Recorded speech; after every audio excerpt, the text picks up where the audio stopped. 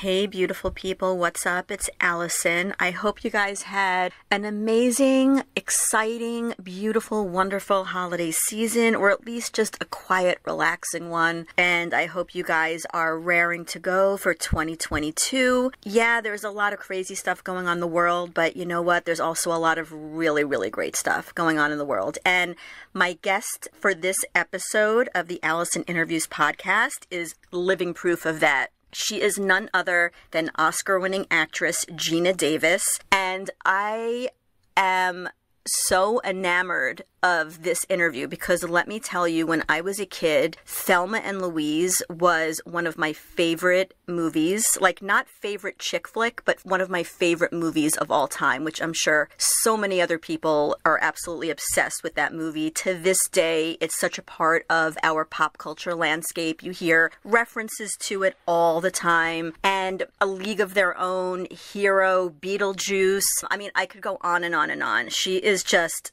such a terrific actress. Of course, The Accidental Tourist that she starred in, I believe it was with William Hurt and Kathleen Turner, for which she won the Best Supporting Actress Oscar in the late 80s. I actually just saw that movie for the first time not that long ago when I was prepping for the interview because I wanted to see, obviously, her Oscar-winning role. And she just has this ability to bring a quirkiness, a naivete, an innocence, but yet something just really dynamic and super smart, almost like clever like a fox quality to just about every character she's ever played, which I love about her. And she couldn't have been more gracious, kind, and just really sincere and a great person. And what I'm really excited about is that we discuss in this interview her nonprofit organization, the Geena Davis Institute on Gender and Media, which I found out about not too long ago, but as it turns out, she's really devoted her life in recent years to this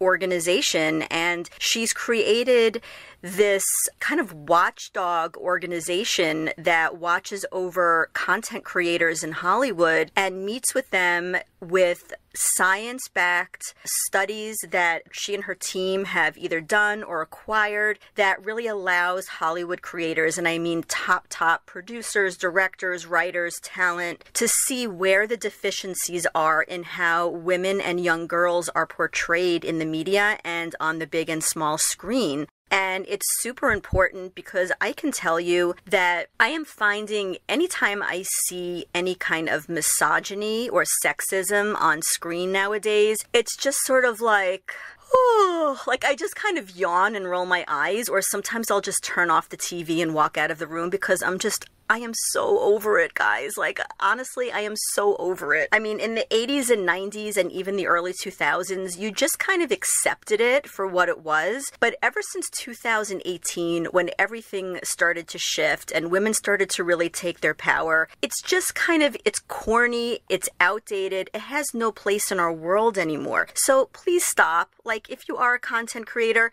please stop using misogyny and sexism as part of your recipe in the stories that you are choosing to tell. It's time to say bye-bye.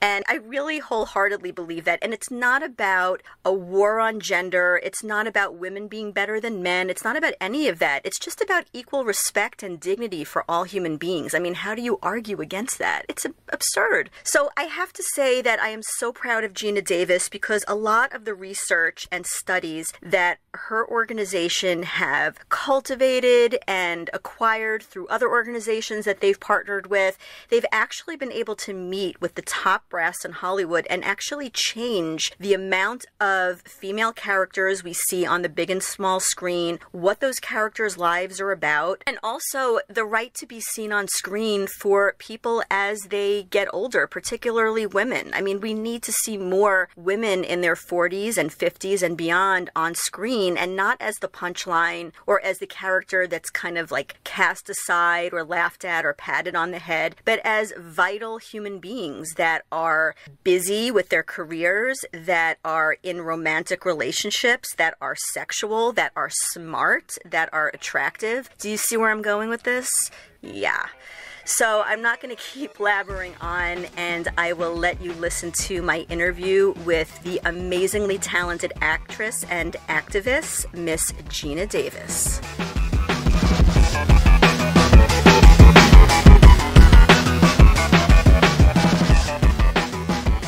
What are the three major life events that have shaped the human being you are today? Well, I think the first one would be having the parents that I did. Both of them were great, but particularly my dad was very encouraging in a subtle way, which was whenever he was doing something, working on the car, shingling the roof, whatever it was, he would have me come along with him just as a matter of course. And so I grew up feeling like there wasn't anything that I wasn't supposed to do, and also feeling very capable, which I've taken into my life. Let's see, another one would be getting to work with Susan Sarandon, because she had the most impact of any person in my life, because I never really had spent time with a woman who moves through the world the way she does. And it sounds crazy to be 33 or whatever I was, but I really hadn't yet met a woman who didn't preface everything with, well, I don't know what you'll think, and this is probably a stupid idea, but she just she just interesting lived her life and said this is what I think. And just to have 3 months exposure to that was amazing. And then obviously the third biggest impact on my life was becoming a mother. Okay, same here. Yeah. So with the Susan Sarandon things, when you watched her move with such confidence I'm assuming on the Thelma and Louise set is what you're referring to. Right. How was that received by male co-stars, producers, writers, the director? As completely normal, which was also stunning to me, because I was just part of the way I was raised to be extremely polite, but to a fault. But, I was sort of trained not to ask for things or anything or be any trouble to anybody. And she obviously wasn't. And so she just said the things the way she wanted to say them. Let's cut this line, or let's do it this way, or, this is what I'd like to do. And there wasn't any reaction whatsoever from anybody of like, wow, she's, partly because she didn't present herself as combative. It was always just, this is what I want. This is what I like. This is what I think. Yeah.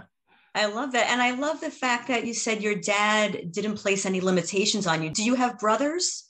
I do. I have an older brother, and he, of course, did all that stuff as well with my dad, but I did too. So there was no difference in the dynamic between how your dad related to you in that way and how he related to your brother? Yeah, I don't think so. No, I don't think so, because he didn't at all seem to have the impression that I should just be learning stuff my mom would teach me. It was just very natural for him to include me in everything. That's pretty awesome. Yeah. So just to unpack the third one you said about motherhood, because I know for me, when I had my son, you almost feel like you're being thrust into a new dimension of existence. Like the person you were before just doesn't exist. You're like reborn in a new way. I mean, did you kind of feel that? Was it a subtle shift that you felt? Well, I don't know that I'd say I felt reborn, but it certainly changes your life dramatically. Yeah. And I clearly had my daughter first and clearly started seeing the world through her eyes. And it was, it's just been magical. I want to talk about the Oscars and your Oscar win for The Accidental Tourist, because I think that so many actors and especially actresses see that as their ticket to being treated as an equal in the film industry. So if you get that gold statue, you are now an equal and you're going to be treated with a certain level of reverence and respect, and you're going to get really great substantial roles, and you can sort of just like exhale and just relax into it. Was that your experience where you felt like, okay, I've arrived? Or did you still feel like you had a lot to prove even after the Oscar win? Well, I didn't ever think this is my magic ticket to equality. Doing everything I want to do, I'm at the top of the A-list or anything. I didn't think of it that way, but I did unexpectedly feel a tremendous feeling of having accomplished something that, in other words, I thought, well, I got that out of the way. So I was like, I never have to wonder if I'm ever going to get one of these things. They didn't have the term bucket list at the time, but I think that, I hear you. Absolutely. I was like, wow, I got this out of the way early. That was cool.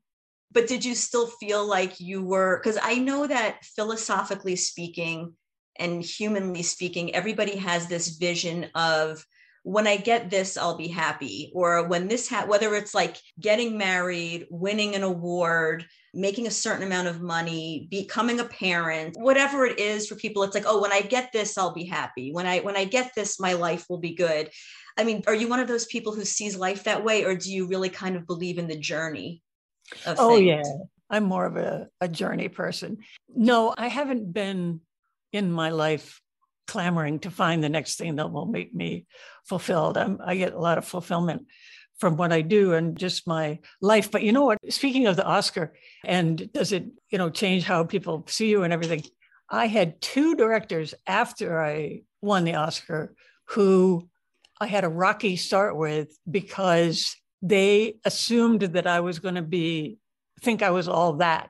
And they wanted to make sure that I sure didn't feel like I was all that. Wow. So, yeah. And without even having met me or spent time with me or anything, they just assumed I was going to be like, well, now nobody's going to tell me what to do or something, so. To kind of like go out of your way to let people know you were down to earth. Well, I just am. I just am. Yeah.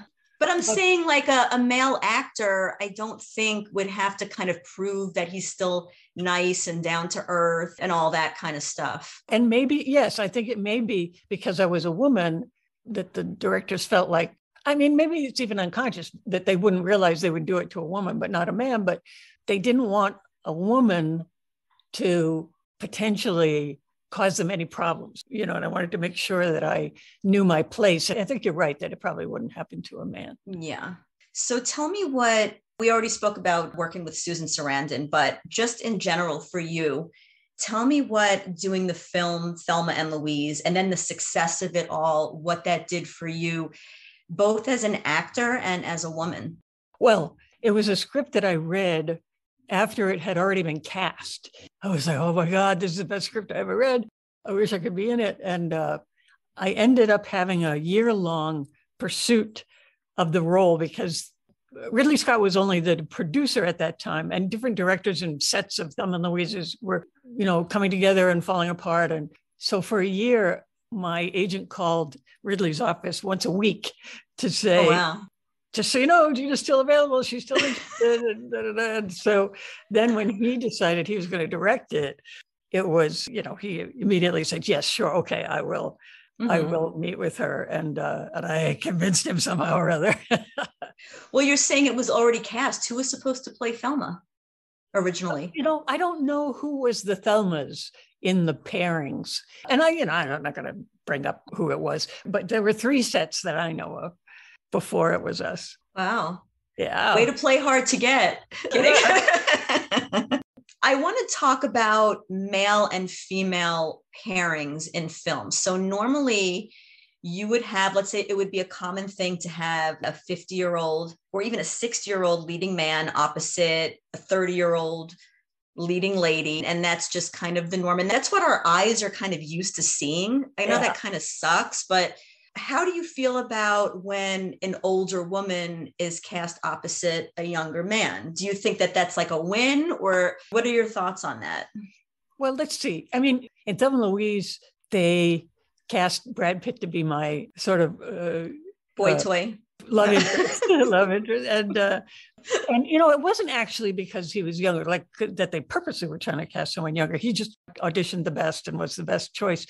But I thought that was pretty cool. He's only like 7 years younger than me, but I thought that was quite cool that they did that. Well, why do you think our eyes, like it almost like we're societally conditioned to look at it sideways if the man and woman are exactly the same age? Like if you put a leading man who's 50 with a leading woman who's 50 or even 45, like I feel like that would almost look odd to us because we're so brainwashed. It's very strange and so prevalent. The male actor that was making a movie said that I was too old to be his romantic interest, and I was 20 years younger than him. You know what it is? Women peak in their 20s and 30s, and men peak in their 40s and 50s, as far as actors go.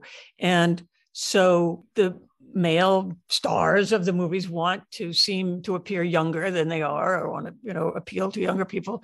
And so they always want a co-star who's really young, I guess, to make them seem whatever. But that's why that happens. And that's why women don't get cast very much after 40 and 50, is because they're felt to be too old to be a romantic interest. It's interesting. I found out about the Geena Davis Institute on Gender in Media. Wanted to make sure I got that exactly right.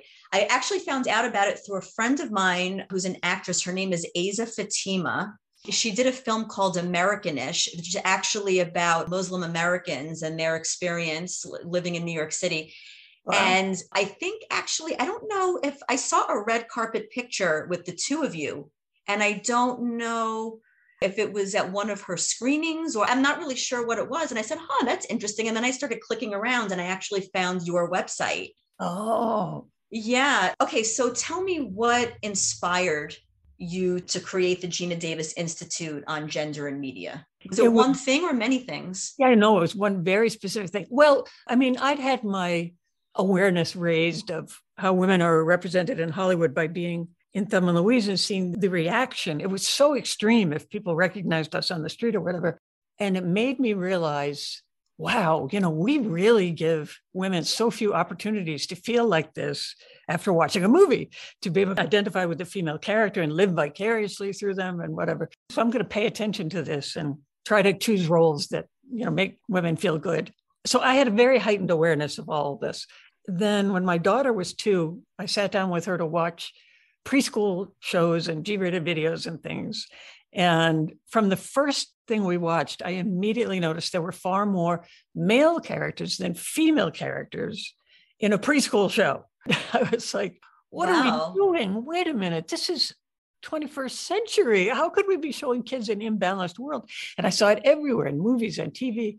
And I didn't intend at that moment to launch an institute about it, but I found that no one else in Hollywood seemed to be recognizing what I saw. And I talked to lots and lots of creators who said, no, that's not a problem anymore. That's been fixed. So that's when I decided I'm going to get the data, because I think I'm really right here. I'm going to get the data, and then I'm going to go directly to the creators of children's content and share it with them privately, because I know this is unconscious bias at this point. And so that's what I did, and that's what we've done. Did you think that after the success of Thelma and Louise and the feedback, did you feel like, okay, the barn door has been blown open, we're going to see female-driven stories now? Like, did you think that that was really going to just click with studio heads? And were you kind of disillusioned when it really didn't happen like that? Because even when you look at the movie Bridesmaids, right? I remember the comedy Bridesmaids that came out several years ago. Even those women said they didn't want to make this movie. It wasn't until the success of that it was like, okay, maybe we'll make another one. Maybe we'll make you know what I mean? Right. Oh gosh, yes. So what happened was, when it really took off and struck a nerve, the press all in one united body said, this will change everything. That was all the headlines. Now everything is going to change. There'll be so many more movies starring women and blah, blah, blah. And I was like, hot dog, I'll just sit here waiting for this to happen. And then my very next movie was A League of Their Own. And a similar thing happened where all the press said, this changes everything. Now we're going to see so many female sports movies now that this is a giant hit. It was a very big hit. And I'm going, okay, here's me being able to change the world. Right. Or being part of movies that will change everything. And it profoundly did not happen. And then I started to notice every 4 years or so, a movie would come out where they'd say, this one is going to change everything. Like First Wives Club was very big, where they said, this changes everything. Now we're going to see movies starring 50-year-old women right and left. And then it didn't happen. Didn't happen. But I remember reading about when Bridesmaids came out, and the thought before it ever came out was, if this fails, it will destroy movies for women. Damn, man. No pressure. No pressure. And it went gangbusters. So thankfully it was a giant hit, but that still didn't fix everything at all. It's still, people in Hollywood are still resistant to the idea, even though, my institute found, I believe it was 2017 and 2018, movies starring women made more money than movies starring men. Interesting. There's been blockbuster after blockbuster starring women, and it's about time to, get with the program. Yeah, seriously. So tell me how you're getting your organization's data into the right hands. So you're getting like what I would call evidence-based information. So it's not just anecdotal. It's not just like, well, see, this movie was a hit. You're getting science-backed, evidence-based information and data. And then how are you going about getting that into the right hands? Right. Well, my thought from the beginning was, since I'm in the industry, I can get meetings with all the people that I want to share this with, with all the creators and everything, so that I didn't have to try to influence the public to rise up and demand this. I could go in a very friendly way privately with my colleagues and share the information with them. And the universal reaction when people first hear it is they are stunned. Their jaws are on the ground. They cannot believe, especially for people that make kids entertainment, they can't believe they weren't doing right by girls. So the combination of seeing the data to prove that there is a big problem and then realizing they want to do right by kids has sort of been the magic formula to creating change, which is very exciting. Which makes so much sense, right? Because it's almost like we're kind of fully cooked, right? Like, it's like we're going to do what we're going to do, and you can only make adults budge so much. But if you can influence the next generation, and if you can get to the creators of kids programming to influence the next generation, then you've really got something, because they're open. It's so interesting too, because as I've been watching children's programming with my son, he's now 12, so not really children's anymore. But when I was watching, was it Nick Jr., Disney, all of that stuff throughout the years, even Nickelodeon, I was seeing really interesting progression in kids' content. Everything from the way girls are presented to the way interracial families are presented to LGBTQ. There's so much stuff that's being worked into the content to make a new generation of kids really open to the concept of equality on a whole other level, which I'm really proud of. I personally think it's some great progress that's happening. Oh, yeah, there definitely is. In fact, we have achieved one of our goals, which was to get to parity with the lead characters in children's and family programming. And just last year, we did reach that milestone of being 50-50 male-female in both of those media. So yeah, we're very thrilled about that. We have other goals, but that's a big change. The first study we ever did way back in the beginning, female leads were 11% at that time. And now it's 50%. Yeah. Wow. Yay. So you have 3 kids, 2 boys, 1 girl, correct? Right. So tell me, it sounds like, I know that you said you were raised to be extremely polite, but yet there's an interesting dichotomy there. So you were raised, I call this the disease of politeness, that girls in my generation, your generation, that we were kind of infused with, but right. But yet at the same time, your father was quite inclusive in a lot of things that were traditionally male, which is interesting. But tell me in what ways you're raising your daughter similarly to how you were raised, and in what ways you're raising her differently than how you were raised. Well, it's all been quite different. She was just born the way she is, which is very self-confident, poised. I will never be as poised as you are when you're 10, it was like incredible. But yeah, it was different in that, particularly that I wanted to be her popular culture literacy educator, to make sure that, and that's why I started the whole institute, was I realized when I first saw that first program, I was like, oh no, kids are being raised from minute one to accept that men and boys are more important than women and girls. I can't prevent her from growing up knowing that women are thought of as second-class citizens, but I'll do everything I can to change that for her. And so with her and my boys, I did the same thing. I always watched with them, whatever they were watching, like you did with your son. And I could say, did you notice there's only one girl in that whole movie. Did you notice that? Or do you think girls could do what those boys are doing? Or, why do you think she's wearing that if she's going to go rescue somebody? Don't you think that's strange? And they became very savvy, actually. They really did. Wow. They started noticing before I did. So that was great. Well, what's really cool is that they were actually interested in the questions you were asking, actually receptive to it. Mm-hmm. So I would imagine that you raised your boys to be, I guess I would say, very conscious young men in terms of how to treat women, how to view women in society. Can you tell me a little bit about that? Well, yes. I mean, that's the thing, it's not just for women that we need to show more women on screen. I mean, my goal is to have the fictitious worlds reflect our actual culture, which is 50% female and 40% people of color, 20% with different abilities, 40% are heavy body types. And the representation of people with different gender identities and all that is so infinitesimal, it's barely registers. Well, what's so interesting is that society kind of goes in a loop, right? So you've got reality, then you've got art, and then you've got people looking at art and then incorporating that into their reality. And it kind of goes in a circle like that, right? Because think about how many people are influenced by television, film, music, and then that influences how they show up in our culture, right? And then that shapes, quote unquote, reality. Right. Yeah, it's so crazy. And that's why the way art is presented is so crucial. Right. Because you're actually shaping reality and perception. It's crazy.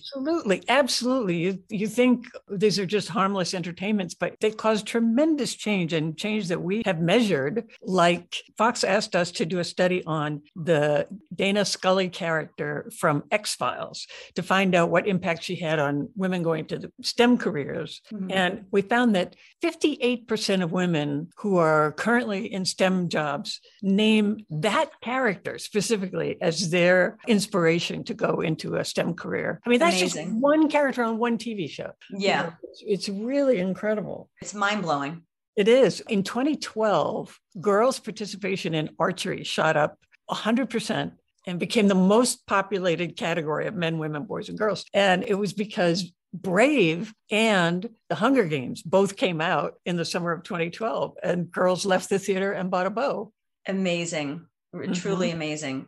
So the Women Over 50, the Right to Be Seen on Screen, that was a study conducted with Next 50 Initiative, correct? That's right. Okay. So if you could just quickly sum up that study and how that's being presented to the entertainment industry and what you hope to accomplish with that. I hope to accomplish getting more jobs. No. Oh, it's not for me. It's I mean, you can tell that there are very few parts for women over 50, but we found that, first of all, characters over 50 are 20% of characters on screen. And so that's pretty low. I mean, how many people are over 50, But women are only a quarter of those characters. So women over 50 are 5% of characters on screen in film and television. And even those that are commonly cast as supporting characters in minor roles, less likely to be developed with interesting characteristics, or certainly to be romantic interests. And so, yeah, we're using our same philosophy of working directly with the studios and networks to get them this information and share it with them and encourage them to make some change. So I think this will be very impactful. Has it been provided to them yet? Oh, yeah. We've sent it to everybody. And what about the feedback? Great feedback. Again, surprised, again, did not know it was unconscious bias. So we're, looking to see some important change happen. Well, I want to thank you, Gina, for your time and generosity and for being so awesome. And best of luck with everything you're doing. I greatly appreciate it. Thank you so much. It was a pleasure talking with you. It was a pleasure. Have a good one. Take care, Allison. Bye. Okay, bye. So I hope you guys got a lot out of this interview. I hope it was not just entertaining, but super informative. Geena Davis is such an American and Hollywood icon. She is such a gem of a woman and such a talented actress. Like, I bow down. I'm so honored that she actually took the time to do this interview with me and to tell me about her nonprofit organization, the Geena Davis Institute on Gender and Media. It really meant the world to me, and I really hope that it had an impact on you and maybe made you think a little bit and think about some of the content that you watch, whether it's online, whether it's on a streaming service, a television network, on film, whatever it is. And I hope that you guys will be activists in your own way and just demand more and better from the content creators of the world and really see that more diverse people need to be seen on screen. So whether it is gender, whether it's sexual orientation, whether it's age, whether it's a certain body type, or whether it's somebody with a certain disability, we all have the right to see ourselves on screen and in the media. You know, I think that that's something that just means the world because, like I said to Gina, it's sort of like this loop. It's like a feedback loop, right? So you've got reality and then you've got what you see in art, and then what you see in art kind of filters into our collective psyche and into our collective culture, and then it affects how we all proceed in our lives and how we feel about ourselves and our neighbor and the world around us and what we're possibly capable of accomplishing. And then that helps to further shape our reality, which in turn helps to shape how people create art and creative content. So it really is this giant loop, and in order to create something that's going to really bring the ball forward and really move our culture forward in a positive and productive way, we all need to be activists in this regard. So really check out the Geena Davis Institute on Gender and Media. You can visit the website at cjane.org. That's C as in S-E-E, jane.org. You can get involved in any way, either just by reading their research, or maybe getting involved in your own community, reaching out to content creators and letting them know how you feel and that you want to be represented on screen and in different forms of media. Believe me, it helps and it makes an impact. So anyway, I love you guys. Mwah, mwah, mwah. Let me know what you think. If you're on Apple Podcasts, please leave me a review, and I love to hear what people think about specific episodes. But whatever platform you are listening or watching on, please give me a like, give me a subscribe, and I so appreciate the support, and I will catch you guys on the next one. Peace.